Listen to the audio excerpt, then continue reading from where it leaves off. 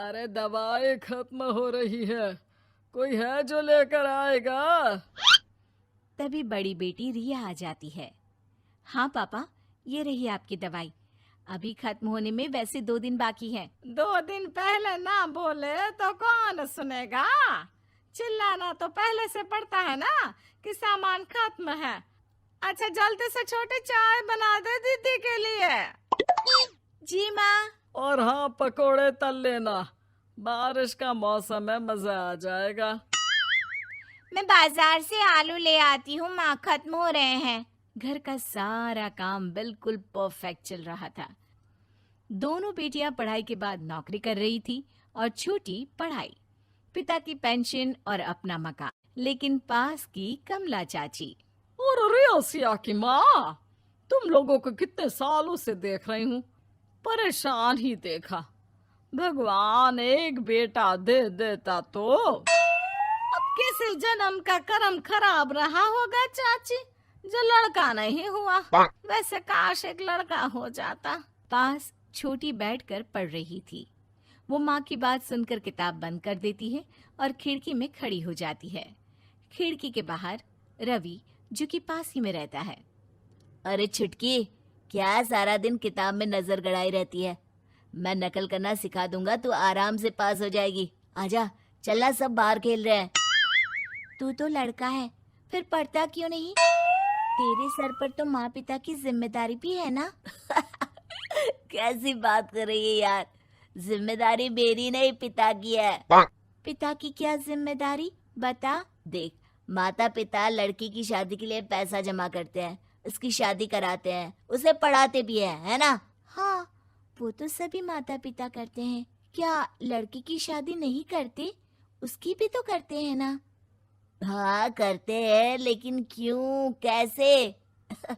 सुन, वो लड़के को पढ़ाते हैं इसलिए कि वो बुढ़ापे का सहारा बनेगा। शादी करते हैं कि उसकी बीवी आकर घर संभालेगी।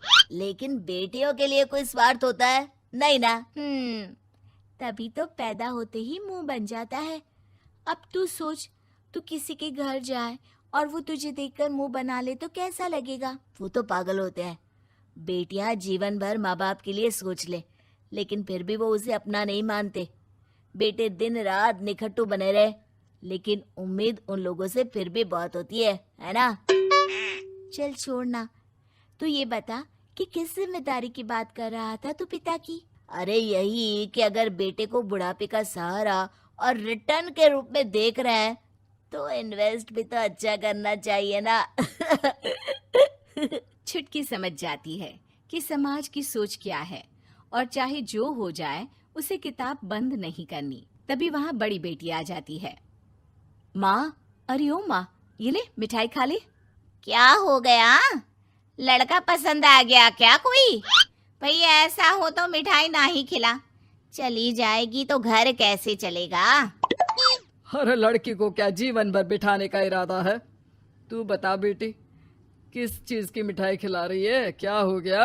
अरे पापा, आपको पता है ना, जिस डॉक्टर के अंडर में मैं काम कर रही थी, उन लोगों ने मेरे काम को देखते हुए मेरी स्कॉलरशिप पास करवा दी है।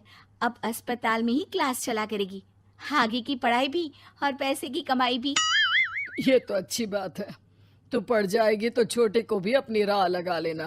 बाकी मजली तो वैसे ही ऑलराउंडर है। तीनों बेटियों के बाद भी उन लोगों के घर किसी चीज की कमी नहीं थी। पापा, ये लीजिए कार की चाबी, मैंने आपके लिए कार ली है। अब आप कहीं भी जाएं तो अपनी कार से जाइएगा। अरे क्या जरूरत थी? जितना खर्च करोगी दहेज मांगने वालों के मुंह भी उतने ही खुल जाएंगे। तो हम दीदी की शादी ऐसे घर में करेंगे ही नहीं जहाँ शादी के लिए पैसे मांगने की जरूरत हो। अरे जो खुद खड़ा नहीं होगा वो हम लोगों के कंधे में क्यों शादी करेगा? क्यों पापा? अरे शादी में तो दहेज मैंने भी लिया था, तो क्या मैं तेरी माँ के कंधे पर हूँ? खुद की पेंशन है, बेटियां कमा रही हैं, मजे हैं। बस एक मलाल है कि बेटा नहीं हुआ। पापा, जब आपने बोला कि मजे हैं, मैं तभी समझ गई थी कि अगली लाइन में आप यही बोलेंगे कि मलाल है। कोई बात नहीं पापा, फिलहाल आप ये कार लेकर घुमाओ। माँ, तुम भी जाओ पापा के साथ। दोनों पति पत्नी बेटी की दी गई गिफ्ट कार में बैठकर घूमने निकल रहे थे कि पड़ोसी बोल पड़ता है। अरे भाई साहब, नहीं कार, यहाँ तो साइकिल भी बेचने की नौबत है। नजर ना लगाइए भाई साहब, जीवन में कार का सपना पूरा होना हम लोगों के लिए तो बहुत बड़ी बात है।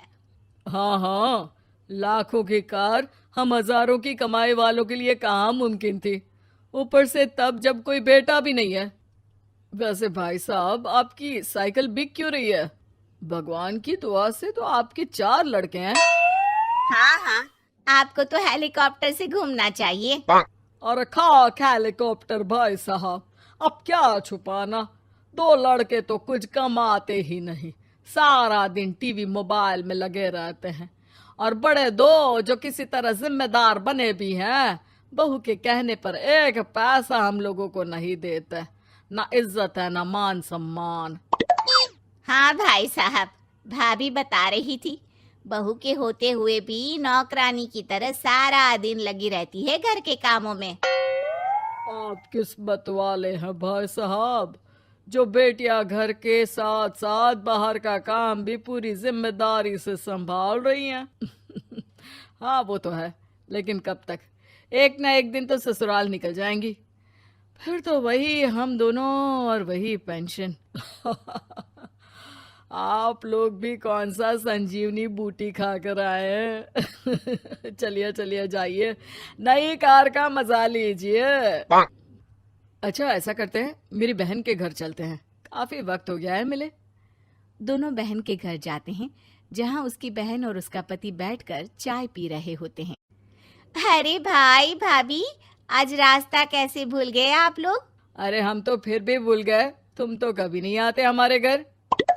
अरे कोई आने का साधन भी नहीं है ना, अब बस से आना हम लोगों के बस की बात तो रही नहीं भाई। अरे दे दे, 2 कार थी आप लोगों की, कहाँ गई? भाभी वो तो जिसकी थी वो ले गया।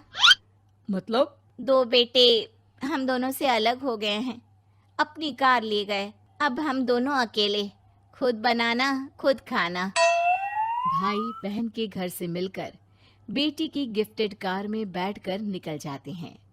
काश हम लोगों को भी लड़का हो जाता।